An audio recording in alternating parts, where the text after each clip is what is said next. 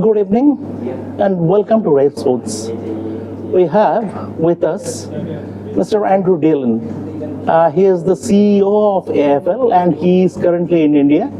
I think trying to tap into the foothold as far as the sport is concerned. The sport is a bit novel in terms of it is a bit different from rugby. It is Australia's #1 sport. And he is also a former player. Although he played at an amateur level, he is an ex-Xaverian and he played the sport. And now he is one of the most high-profile administrators in the sporting world. Over the next few minutes, we'll hear from him regarding the purpose of his India visit. How does he look? How does he look at India as a sporting market, and whether going ahead, AFL has a chance in this country. Welcome to the show, Andrew. Thank you very much for having me here. It's been a great few days in India so far. Andrew, to start with, why are you in India in the sense, as obviously you can come to India anytime, but as the CEO of AFL, certainly in India where the sport is not very popular, what is the thought process behind it? Well, there's a couple of purposes to the trip. This weekend, the Australian Football National Championships of India will be played in Ranchi. So we will have teams from 11 states represented playing in our men's competition. And we'll also have 5 women's teams playing over the weekend. So we've got nearly 10,000 people playing Australian rules football, men and women, boys and girls playing across India. So it's very small in terms of India population, but it's the second biggest market for participation in Australian rules outside of Australia. So we're intrigued to see the level of talent that will be there, but we're really excited just to see the passion of the players that will be there. Some of them will be travelling nearly 50 hours via train to get to Ranchi in order to represent their state. So we're really excited for that. But we also took the opportunity to spend a few days in Mumbai just to meet with various business, broadcast and community leaders just to get an understanding of the business landscape in India and just get some advice and some tips from them on how best to grow Australian rules football in India. How was the response from the corporates and the broadcasters? We've been blown away by how hospitable everyone's been, by how helpful people have been and the advice that we've got. We know that it's going to be a long journey, but we're very patient people, and we know that sport's best growing from the grassroots up, and so we will continue to invest in our grassroots programs in India, but we also feel that there's an opportunity to show the people of India what a great game Australian football is. We play in Australia on grounds that are very well known to a lot of Indians who are cricket fans. We play our biggest game of the year at the Melbourne Cricket Ground. We play at the Sydney Cricket Ground. We play at the Adelaide Oval. We play at the Gabba. So there's a lot. There would be a lot of knowledge about the grounds where we play. What we want to do is then show the people of India a little bit about our game so that they can understand it. For our viewers, Andrew, how is AFL or rules different from conventional rugby?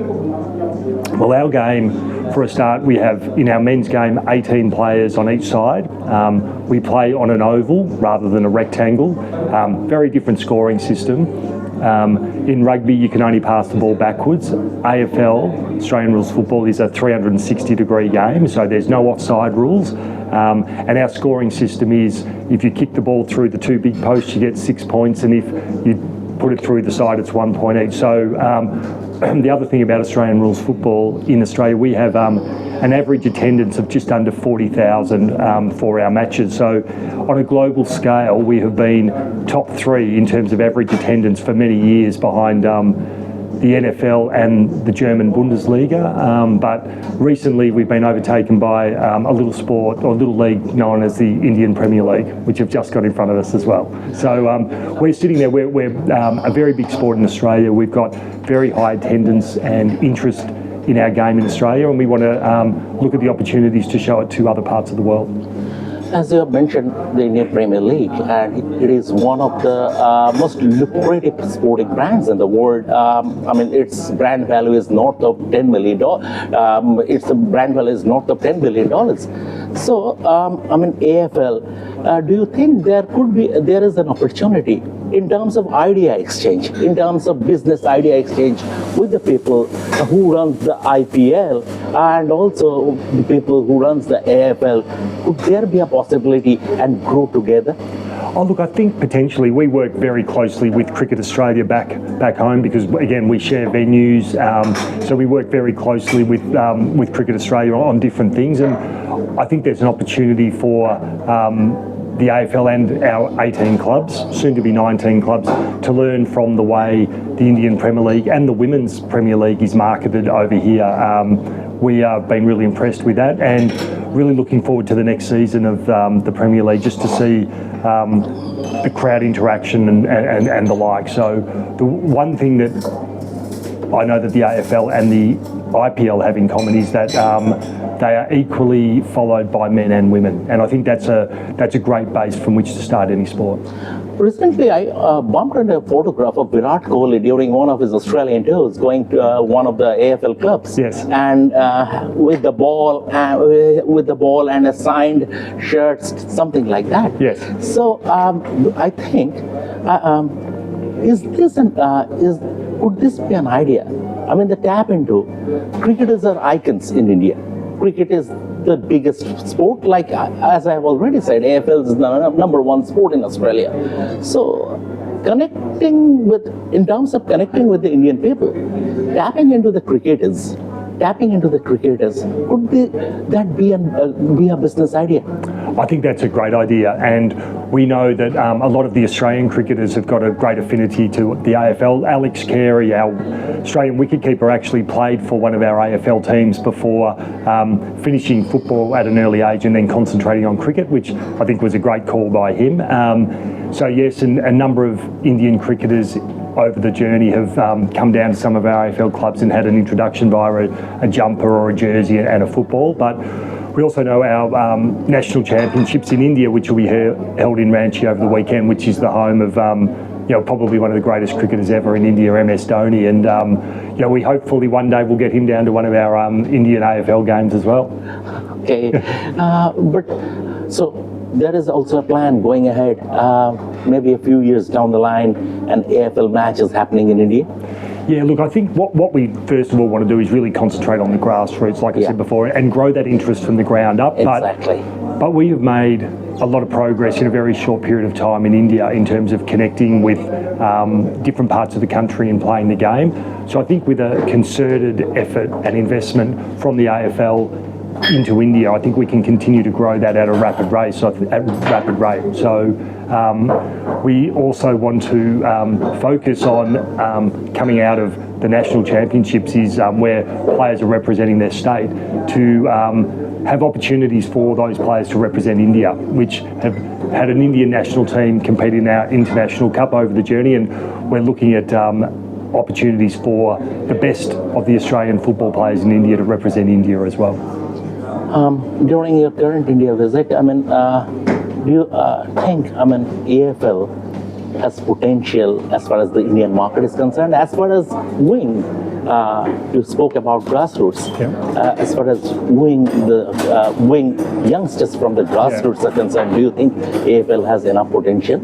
Yeah, look, we're very realistic about the challenge in India, but because you have to build everything from ground up. 100%. So I think what we do know is we've got a great game, and we know we've got a game that attracts in Australia the best athletes. So what we want to do is then provide the opportunity for boys and girls in India to experience our game. And we know that cricket's super popular, we know that kabaddi is really popular, we know that football, soccer is really popular, but what we know about our game is that it's highly athletic, you have to be fast, you have to be strong, and you have to be skillful, and we've seen that there's plenty of Indian people who have those attributes. So I think that there would be some athletes here in India that would be uniquely satisfied to be able to play our game, suited to our game. If you talk about the sports market, obviously US is the number one sports market in the world, followed by China. But how do you, as the CEO of AFL, as the CEO of one of the most popular sports, see India as a sporting market?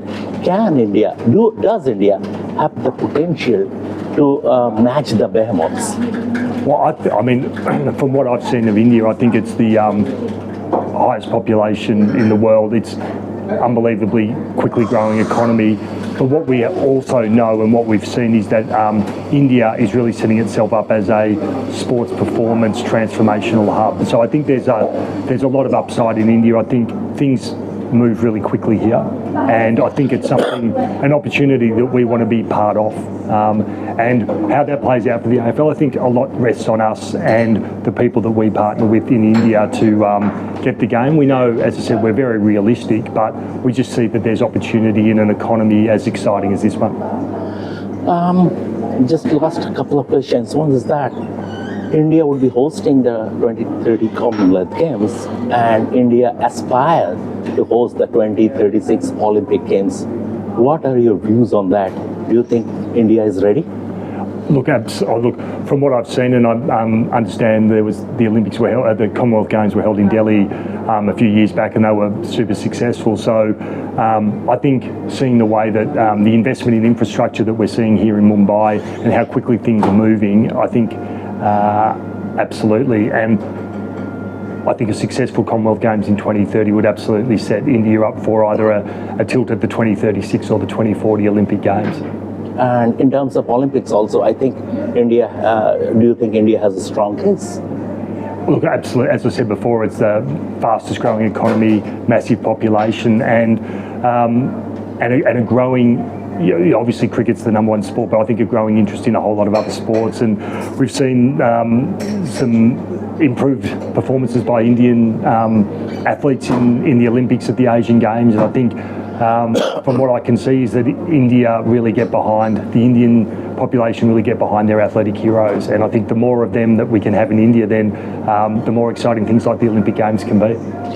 Final question, and Andrew, I'm digressing a bit from AFL because your father played Test cricket. My father-in-law. Your father-in-law, sorry, I beg your pardon. Your father-in-law played Test cricket under Bill Lawry and followed by Ian Chappell.